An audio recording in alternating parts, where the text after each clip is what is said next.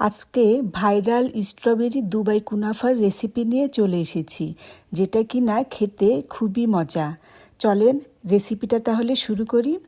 এখানে সাধারণত কাটাইফি ইউজ করা হয়, যেটা হাতের কাছে সবসময় পাওয়া যায় না। তাই আজকে আমি লাচ্ছা সেমাই দিয়ে এই রেসিপিটি বানিয়েছি। সেমাইটা খুব ভালো করে ভাজা হয়ে গেলে চুলাটা বন্ধ করে দিতে হবে। এবার এর সাথে পিস্তাচিও স্প্রেড বা পেস্তা বাদামের পেস্ট 2 থেকে 3 টেবিল চামচ নিয়ে এই সেমাইটার সাথে খুব ভালো করে মিশিয়ে নিতে হবে।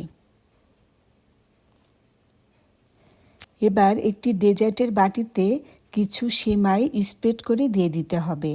তারপরে কেটে রাখা কিছু স্ট্রবেরি দিয়ে দেব এবং তার উপর দিয়ে আগে থেকে মেল করে রাখা মিল্ক চকলেট দিয়ে দিতে হবে। এই চকলেটটা আমি ওভেনের মধ্যে দিয়ে মেল্ট করে নিয়েছি। আপনারা ইচ্ছা করলে গরম পানির উপরে ধরলেও এটা মেল্ট হয়ে যাবে। এবার এটাকে আবারও রিপিট করতে হবে। দিয়ে দিতে হবে লাচ্ছা সেমাই, কেটে রাখা স্ট্রবেরি এবং উপর দিয়ে দিতে হবে মেল্টেড চকলেট। এইভাবেই খুব সহজে বাসায় বানিয়ে ফেলতে পারবেন ভাইরাল স্ট্রবেরি দুবাই কুনাফা। আমার রেসিপিটি যদি ভালো লেগে থাকে অবশ্যই শেয়ার করবেন। ভালো থাকবেন। আসসালামু আলাইকুম।